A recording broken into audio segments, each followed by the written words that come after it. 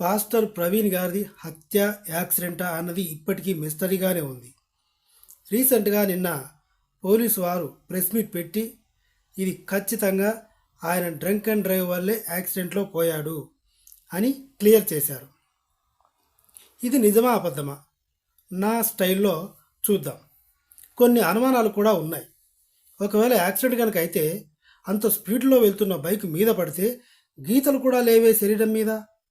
Bike ఒకచోట మనిషి ఒకచోట విసిరేసినట్టుగా పడిపోవాలి కదా అని అంటున్నారు. ఇది సాధ్యం కాదు. ఆల్రెడీ ఆయన రాజమండ్రికి రాకముందే తాగి ఉండడం వల్ల ఫాస్ట్గా నడపలేకపోయాడు. చాలా వెయిట్ ఉంటుంది బండి, అది దాన్ని కంట్రోల్ చేయలేక చాలా స్లోగానే వచ్చాడు. నైట్ టైం కావడంతో ఇండికేటర్ లైటింగ్లో డ్రైవ్ చేయాల్సి వచ్చింది. కాబట్టి 70 స్పీడ్ అంత సినిమా లేదు, చాలా స్లోగా వచ్చాడు. బండి కింద పడటం వేరు, స్పీడ్గా వెళ్ళి మీద పడడం వేరు. ఇందాక ఈ కొంతమంది మత పెద్దలు అనుమానం వ్యక్తం చేసినట్టుగా స్పీడ్గా వెళ్తున్న బైక్ అయితే నిజంగానే దెబ్బలు తగులుతాయి, రాసుకుంటున్నట్టుగా చర్మం మీద గీతలుంటాయి, బైక్ ఒక చోట ఉంటుంది, హెవీ డ్యామేజ్ ఉంటుంది, మనిషికి కూడా విసిరేసినట్టుగా పడిపోతాడు, దెబ్బలు కూడా ఎక్కువ తగులుతాయి. కానీ కంట్రోల్ చేయలేక బండి మీదేసుకున్నాడు.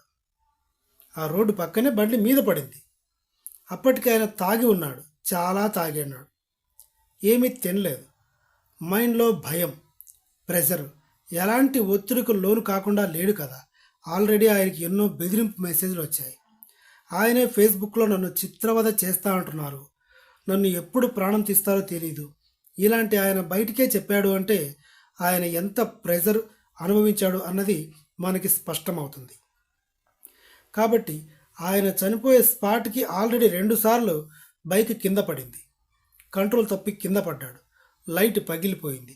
అయినా అలాగే బైక్ డ్రైవ్ చేసుకుంటూ వచ్చాడు. ఎస్, నమ్మినా నమ్మకపోయినా పోలీసు వాళ్ళు స్పష్టం చేసిందే మనం నమ్మాలి, తప్పదు. దానికి పోలీసు వారు కూడా ఆధారాలు చూపించారు.